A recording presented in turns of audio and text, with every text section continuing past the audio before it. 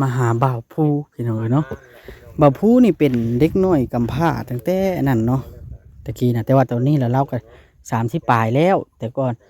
เราก็บ่มีบ่อนอยู่บ่อนเช่าพิษกับครอบครัวพิษกับน้องกับนุ่งแต่ว่าตัวเองเนี่ยเป็นลูกผู้เดียวว่าซั่นซะล่ะเว้าง่ายลูกต่างพ่อแต่ผู้เดียวก็เลยเฮ็ดให้เรานี่ออกมาอยู่แบบนี้เนาะก็อีตนทางทีมงานก็เลยเข้ามา อันสดมาซอยเนาะกับสภาพแล้วก็โอ้พี่น้องเอ้ยนาเวทชุดนาเวทนาหลายได้พี่น้องเอ้ยเป็นตาอีกตนอ๋อเด้อนี่แหละพี่น้องวันลูกมองเช้าเอามีเลี้ยงน้องหมา2 ตัวไอ้ภูนี่น้องหมาดำเนาะหมอแหกแตกกระปุกมีหมดแล้วนี่นะพี่น้องเนาะสภาพเราก็อยู่สวนอ้อยคอยฮักเนาะทีเดียว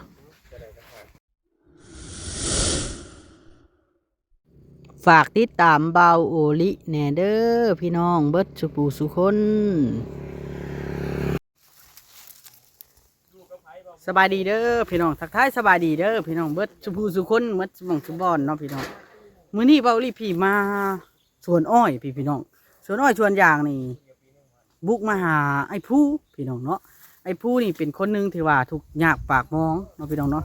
บ่แตกต่างกับเขานางใบแอเธอร์ดอกพี่น้องเนาะก็น่าสวยพอๆกัน แล้วก็อีกอย่างกับไอ้ผู้นี่เป็นเด็กน้อยกำพร้าก็ว่าได้พี่น้องเด็กน้อยกำพร้าเลยเรื่องราวของเราก็น่าจะเบาแอนน่าจะนำเสนอไปหลายอย่างแล้ว แต่ว่าเขาก็มาเสริมชื่อๆดอกพี่น้องเนาะก็หลายอย่างที่ยังบ่มีดินดอนตอนหน้าก็ยังบ่ได้แล้วก็เพื่อนชาติบ้านช่องก็บ่มีนี่ก็เป็นอีกเคสหนึ่งที่น่านำเสนอพี่น้องเนาะโอเคไปเบิ่งน้ำกันพี่น้องเนาะไปถามน้ำเราอีกเทื่อนึงน้ำกันเนาะเอ้ากบกินเขียดอ๋อสิโทษนี่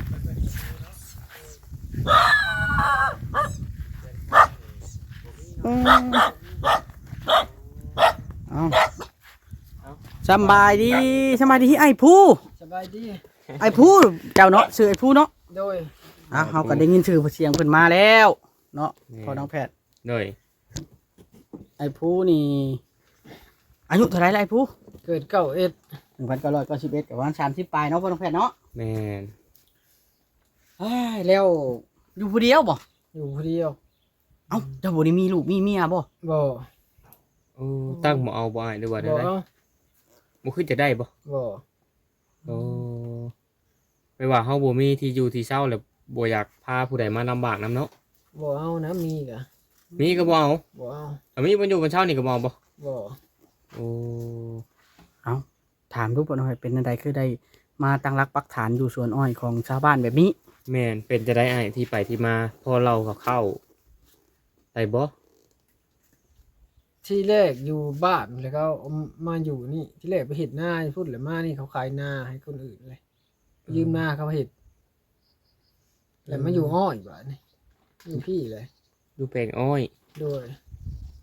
อยู่ในตูบเขาเจ้านี่ก็ได้เนาะโดยโอ้ในตูบนี่ถ้าสมมุติว่าเขาเจ้าให้ไปครับไปอีกเด้อนี่เนาะหนีอีกเนาะโดยตัวพี่น้องเลยไปเรื่อยๆนะบ่มีบนพักบนเศร้าแหละทางเว้านี่ก็คือว่าอันสาเหตุนะก็คืออันได้ยินคร่าวๆเนาะตอนที่กับครอบครัวบ่ไอ้คือบ่ได้ ผิดกับครอบครัวบ่ด้วยบ่ถือกันหั่นนะเจ้านะที่แรกบ่ถือกับเมียของน้องแล้ว น้องไผ่เนาะ ไผ่ บ่ถือกับน้องไผ่ เอ้าบ่เป็นหยังไอ้ผู้เจ้าเราบ่ได้ก็บ่เป็นหยัง ค่อยเบิ่งเจ้าแล้วคือสิลำบากใจหั่นนะเวลาเราสิเว้าหั่นนะพี่น้องเอ้ยเอาเว้าตัวที่อ้ายเว้าได้ที่อ้ายสบายใจถ้าว่ามันหนักใจอ้ายก็บ่เล่าก็ได้เด้ออ้ายเด้อ โดย เหลียวมาไอ้ผู้เหลียวมาเนาะเพราะว่าเขาต้องเห็นหน้าชัดเจน แม่น โอ้ไอ้ผู้นี่ อยู่ผู้เดียวบ่เหงาบ่ไอ้ผู้ บ่ ชินแล้วเนาะ กินเลย โอ้กินข้าวกินน้ำกับหยังซะมื้อนี้ กินกับแจ่วก็ต้มไว้ แจ่ว ต้มมี ต้มมี โอ้ต้มไวๆเนาะพี่น้องเอ้ย อยู่กับหมาเนาะมันอยู่หมา2ตัวแม่นบ่ โดย เป็นหมู่นะพี่น้องเอ้ยพอหมาเราเลี้ยง2ตัวพอเข้ามาแล้วมันสิเห่าสีนั่นเอาก่อนโอ้แต่น้ำมือนี่ไปใช้แน่นี่บ่พู แต่ละมือมันหาใส่แห้ง ใส่เหี้ยว โดย เหี้ยวหยังกันนะ แห้วนก มานอยู่ว่า ถืออยู่ โอ้ก็ถืออยู่เนาะโอ้อันนั้นเป็นบ่เหี้ยวจะบ่นั่นน่ะเหี้ยวนกขุมบ่ แห้วนกขุม โอ้นี่เด็กพี่น้องเอ้ยเหี้ยวเราเป็นคนเป็นนายพรานเนี่ยนี่ใส่ในแปลงปลาอ้อยเนาะ โดย อู้ดังบึ้มพี่น้องเอ้ยสังกะสีก็ได้สมมติว่ามีข้าเจ้ามาไล่ก็ได้หอบหนี้อีกแล้วพี่น้องเอ้ยเนาะทางด้านเบาผู้ตนเราเบิ่งแล้วก็ได้แต่ว่าไอ้น้องกันนี่มีกันจักคนนี่ไอ้ มีน้องผู้เดียวแล้วก็น้องอีกคนหนึ่ง3คนนี่แหละ2คน3ทั้งข่อย พี่น้องมี3คนเนาะ โดย อืมมีกันอยู่3คนพ่อแม่นี่เพิ่นจะได้ บ่มีเด้ โอ้ก็เสียแล้วเนาะ โดย เสียใจน้ำต้องขอโทษน้ำพี่น้องเอ้ยเนาะบางเทื่ออาจสิบ่ได้เบิ่งคลิปไลน์หั้นนะพี่น้องเพอเพิ่นอาจสิถามแล้วตัวนี้ก็ได้เนาะแต่ว่าเฮาตัวใดเฮาบ่ฮู้เฮาก็ถามอีกหั้นนะพี่น้องเอ้ยเนาะเพราะว่าเฮาก็บ่ได้ติดตามตลอดหั้นนะโอ้เนาะสมมุติว่าเพิ่นไล่เจ้าไปอีกเจ้าสิไปอยู่ไสบัดนี้บ่ฮู้บ่ฮู้ได้เนาะ จอกเลยอยู่แถวป่าแถวโคกแล้ว ไปหาอยู่ตามป่าตามโคก หาอยู่หากิน หาอยู่หากิน โดย โอ้พี่น้องเลย สงสารไอ้ผู้เนาะ น่าสงสารอยู่เด้นี่หายกันผิดกันกับน้องสะใภ้เดี๋ยวก็เลยนั้นยาเพิ่นโบไปเล่าถึงเพิ่นเดี๋ยวมันกระเจ้าเพิ่นกระสีบุพอใจอีกเรื่องที่มันผ่านมาแล้วกันเนาะนี่แต่ว่าสาเหตุก็คือโบเข้าใจกันนั่นแหละพี่น้องเลยเนาะตัวใด ครอบครัวเฮือนชานบ่ ก็แม่นเข้าใจกันในครอบครัวเพื่อนชาติแต่ก็เลยออกมาจำเป็นตีโตออกมาอยู่แบบนี้พี่น้องเลยลูกเมียนี่บ่มีบ่อยากได้ว่าซั่นบ่เอาอยากอยู่ผู้เดียวบัดเฒ่าบัดแก่ไปได้จะอ้ายผู้ใดสิเบิ่งสิแย้งซั่นน่ะ บ่มีให้เบิ่งก็ย่าแล้ว โอ้บ่มีใครเบิ่งก็ย่าแล้วว่าซั่นต้องอาศัยลูกใส่เต้าเด้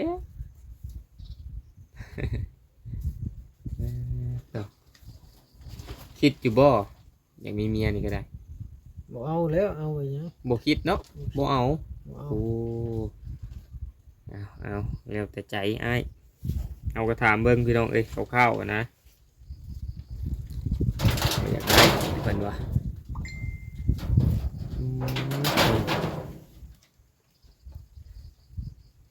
ตอนแรกบ่ไอ้ผู้ไปใส่แห้วนะตอนไหนอะนะ ลังมื้อเคยไปตอนเช้านี่แหละ ตอนเช้า โดยมื้อไปตอนเช้ามื้อลังมื้อก็อยู่ลังมื้อก็บ่ไป เข้าน้ำจำป่าได้จ้ะไอ้ผู้กินนะ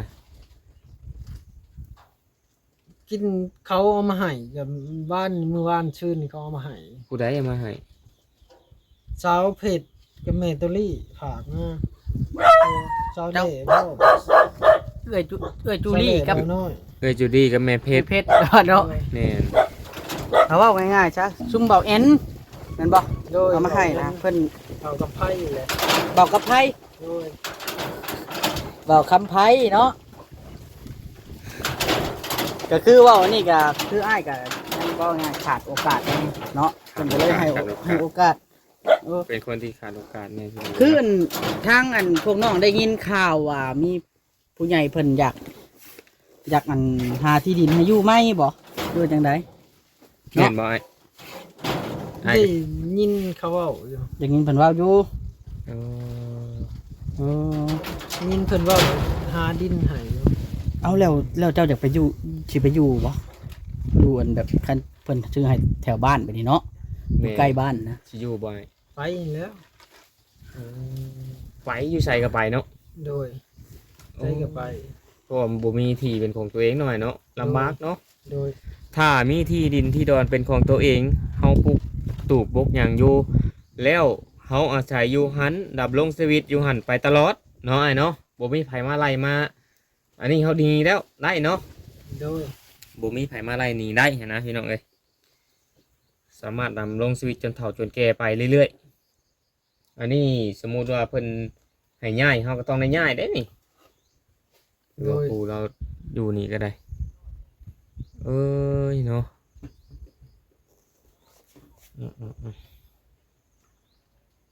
ดินดอนตอนเนี้ยบ่ปู่ก็ได้ยินข่าวๆอยู่เฮ้ยเพิ่นเข้ามาเรื่อยอยู่บ่ปู่ทางบ่แอนก็ได้ ว่านนี่ก็เขา วันนี้ก็เข้ามาบ่เออโอ้ยตักน้ำใส่บ่ได้บ่ปู่ น้ำใช่ ผมพี่น้องเลยน้ำใส่น้ำกินได้จ้ะในตุกอ่ะบ่ ตุกอนามัย น้ำกินอยู่พุ่นแต่ก่อนนี่กินน้ำในนั่นบ่เจ้ากินฮะ น้ำฉาง น้ำช่าง โดย น้ำช่างน่ะน้ำไหลในห้องน่ะบ่ ไหลน้ำอยู่ไป น้ำบ่อ น้ำบ่เนาะตะกี้ก็เห็นในคลิปเราจะไปตักกินในพุ่นว่าซั่นอ๋อ ดีใจน้ำอยุดคันได้ยินข่าวดีอยู่ไอ้ปูนี่ แม่ เนาะ แม่ รอแต่ มัน ว่า ยังบ่พูดน้ำมันคอจังน่ะจับแขนยังอ่ะน่ะ เช่นห้างตุ่มกา กันยังอะนะไอ้ปู ใส่ผิดงู โอ้ เอ้าเจ้างูครบเจ้าบ่ บ่บาดครบหรือจึงเอาใส่ งูครบไว้ ยังเอาไว้กันผิดงูแขวงู ไม่ตุงกาเนาะ หักตุมกา แม่น ตุมกาเฮ็ดรถน่ะ แม่นเปลือกมันก็ได้แล้วเบาดิเขาเห็นในคลิปอยู่เปลือกตุ่มกาก็ได้ไปน้ำปลาน้ำดง แล้วต้องถือไว้เนาะ แม่นโอ้ แบบว่าเฮา เราเลินป่าได้ใส่แฮวใส่หยังเพื่อป้องกันงูเงี้ยวแขวกระปอมครบเลยเล่ากับคนใช่บ่ไอ้ โดย แบบถามไปนี่อันน่ะแล้วเจ้าเคยเฮ็ดบ่อันจุดท่านอีหยังนี่นะ เคยบ่ บ่เคยจุดท่านบ่ เคยจุดถ่านเนาะเคยจุดแต่หึงแล้ว เออสมมุติว่าได้ดินดอนตอนหญ้านี่สิเฮ็ดเป็นบ่แบบว่าจุดท่านจุดหยังเนาะ แม่น ปลูกผักปลูกหญ้าไปนี่นะ จุดเป็นเลย เป็นเฮ็ดทานเนาะ โดย แต่ว่ามีดินมีดอนก็หมูมีไม้มีตอกก็เฮ็ดบ่ได้คือเก่าแหละพี่น้องเนาะ อืม แต่ว่าปลูกผักปลูกหญ้ากินไปนี่แหละเนาะไอ้เนาะ โดย เบิ่งพังแล้วก็คือสิดุมันขยันเพราะว่าเราเฮ็ดแห้วเฮ็ดบ่วงเด้พี่น้องเอ้ยหาอยู่หาอยากเลี้ยงชีพของเรานี่พี่น้องเอ้ยแห้วเราก็ได้ เป็นคนบ่ค่อยอยู่เรือนอยู่ชั้นบางเทื่อก็ไปหาเฮ็ดแห้วเฮ็ดหยังคนขาดโอกาสว่าง่ายๆซะแต่ก่อนก็เฮ็ดให้เฮ็ดนาเขาเจ้าขายให้ขายหน้าแล้วก็เลยออกมาหาบ่อนอยู่ใหม่บ่มีบ่อนพักแรม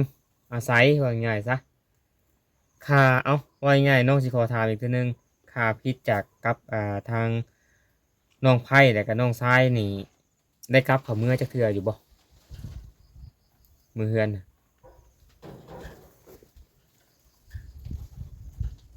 ยังบริกลับเขาเมืองเลย โอ้ทางอ้ายนี่ยังบ่ได้เข้าเมื่อจะเทื่อ โดย ทางเพิ่นก็บ่ได้เห็นบ่ได้มาหาเจ้าบ่ปีหนึงในระยะปีหนึ บ่ ง ได้มาหา ระยะปีหนึงเลยแหละเนาะ โดย บ่ได้ปากได้บ่นํกันเลย โดย โอ้นี่ล่ะพี่น้อง บ่ถือกันว่าง่ายๆเนาะ แม่นขนาดพี่น้องกันแท้ๆได้นี่ก็ยังมีนะพี่น้องเอ้ยแต่บางเทื่อบริปากน้ำกันก็ได้เป็นปีเป็นซองหันนะเนาะมีแบบนี้ก็ได้เด้อเป็นคนที่ว่าขาดโอกาสนี่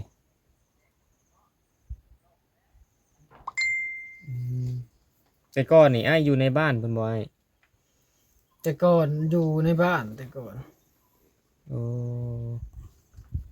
อยู่ในบ้านอยู่น้ำกันนะจักคนตะกี้ไง ขอ อยู่ ขอ ใน ถาม บ้านมีน้องมีเมียน้องสะใภ้อะไรกับพ่อคนละเฮือนอะไร ก็พ่อแท้ๆพ่อหน้า โดยกับแม่เลี้ยง พ่อ พ่อ แท้ แท้แต่แม่เลี้ยง แม่เลี้ยง แม่เลี้ยง อ๋อ โดย บ่แม่นอ้ายอันนั่นบ่ไปแนวในทางที่ผิดบ่แล้วเพิ่นเตือนบ่แม่นบ่ขออนุญาตถามเด้อ บ่จักเลย ยันว่าแบบว่าเฮาไปเฮ็ดอ่าสูบยาเสพติดอิหยังนี่เคยบ่อ้าย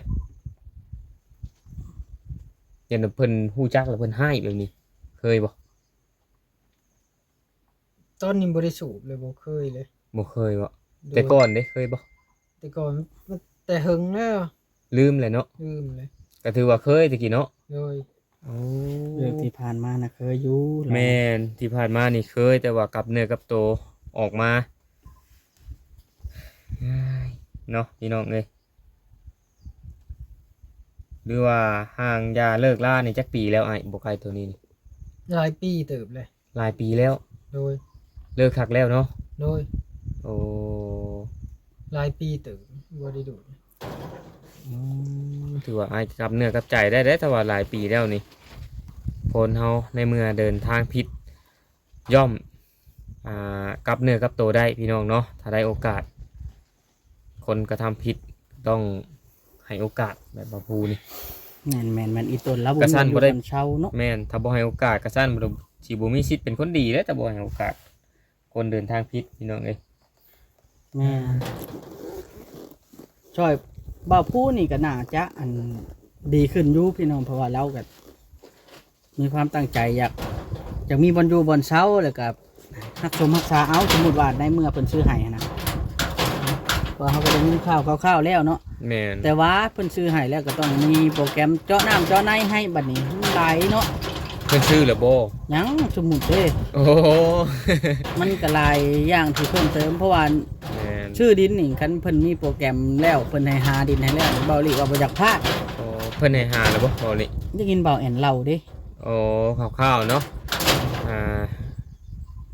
ได้ยินเบาแอนเล่าสู่ฟังดู ได้ยินเบาดีเว้านี่แหละพี่น้องเนาะ กับบ่าวผู้ก็ได้ยินอยู่เนาะบ่าวผู้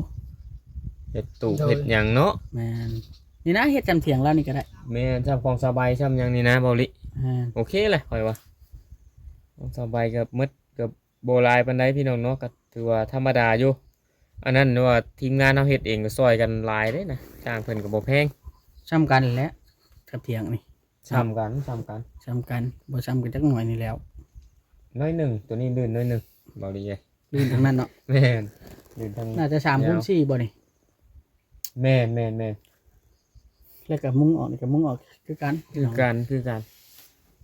เดี๋ยวขออนุญาตเบิ่งแถวรอบๆนี่เด้อ โดย อืม เดี๋ยวมันจะนอนจะพักจะเช้านี่ แต่ก่อนนี่เจ้าบ่ได้มีได้อัน บ่อนเรานั่ง ครับ ไม่เรานั่งผ้ากับผ้าไหมบ่อยพู ผ้าใหม่บ่าวคำไพ่ซื้อให้ โอ้ดีใจ พักก่อนเช้าแล้วมาเบิ่ง ดีใจพี่น้องเนาะ แค่ที่ทาย อ๋ ให้ อ เบิ่ง ทีเดียว มุมทุกจุดพี่น้องเลยเนาะนี่ละ กระตุกกระติกเนี่ยของเจ้าเบิดบ่อย ปกติของเฮือน เออ แปลงอ้อยใส่ตามแปลง เจ้าเผาอ้อยเขาเลยบ่บ่อยผู้ บ่ มันอยู่ชื่อนี่ปีหนึงบ่จะมาอยู่นี่ พี่น้องเอ้ย มันอยู่เย็นปีหนึ่งเลย โอ้ มันยังนี่กอยบ่นี่ ก้อย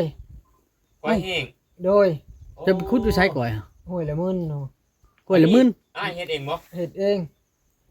เฮ็ดแบบไรเฮ็ดให้กินแทนข้าวบ่ โดยกินแทนข้าว กินตามข้าวพี่น้องเอ้ย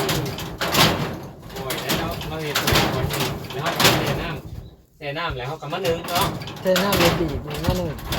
เพราะว่าพอน้องแฝดเคยกินเพราะว่าเห็นในตู้เพิ่นอยู่เพื่อนนั่นแหละในเท่าในตู้เพิ่นเอาไปเฮ็ดกอยตากแห้งไว้1 อาทิตย์นะพี่น้องในช่วง บอกครูนี่ก็ท่านได้พี่น้องเอ้ยเนาะ อันนั้นขออนุญาตเบิ่งเด้อพี่น้องเอ้ยมีเนาะมันมีอยู่เดียวเนาะ เครื่องของนี่ก็หากะมาทอดหากะมีทอดแต่ตอนทีมงานมานี่แล้ว เครื่องของนี่นะพี่น้องเอ้ยเนาะ โอ้โหเกลืออยู่บ่มานี่ เรืออยู่ เกลืออยู่เนาะ โอ้มาช่างบัด จอ ชะ ยนะ ชะยามแท้ สยามมาลีพี่น้องเอ้ยโอ้ยมาก็ได้ บ่ผู้ระวังเด้ออันดังไพ่ใช่พื้นนี่หลายนะเจ้าดังไพ่ใช่หลายแล้วมันสิใหม่เถียงได้นี่ เครื่องไส้เครื่องซอยนี่หาสิมีค่า YouTube เข้ามาเนาะไอ้เนาะ แล้วดังไพ่อยู่พื้นอันนี้ มีน้องมา2ตัวบ่นี่บ่ไอ้ผู้ มีมา2ตัว เกี่ยว โอ้มีน้องมา2ตัวดิโถเอ้าข่อยสิจบคลิปได้บ่นี่ ข่อยก็สิจบคือกันแล้ว ไอ้ผู้จังได๋ก็เฮาก็เป็น โดย ขอให้เจ้าได้ดินได้ดอนตามที่ตั้งใจไว้ ได้บนอยู่บนเสาหั่นล่ะ โคมแล้ว ถ้าได้บนอยู่บนเสาแล้วก็เจ้าก็ตั้งใจเป็นคนดีบัดนี้เนาะ โดย เพราะว่าเพิ่นได้ให้โอกาสเฮาแล้วเพิ่นให้โอกาสแล้วเพิ่นชื่อชาติชื่ออีสังให้หลายอย่างก็ลุงตุ้งงังนี่นะ หัวได้นี่เนาะนี่พี่น้องเอ้ยเราก็มองไว้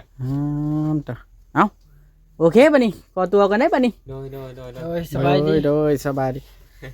เอาเบาลีก็ต้องขอตัวลาไปก่อนเด้อพี่น้องมื้อนี้ครั้งแรกที่เข้ามาติดตามมาหาไอ้ผู้ ครับพ่อ เนาะ เอาไป อยาก เฮ็ จะ ด อยู่ดีมีแห้งความเจ็บจะได้ความไข่จะมีเด้อพี่น้องถ้าท่านใดอยากช่วยด้านใดอยากช่วยเจาะน้ำเจาะในแล้วก็ได้เพราะว่าดินตอนหญ้านี่เราเตรียมหาดินแล้วเฮาก็ค่อนข้างจะมั่นใจว่าเราจะได้เนาะได้ยินเบาแอนเราสู่ฟังเนาะจังไดก็อยู่ดีมีแห้งเด้อสวัสดี ตุ้มดี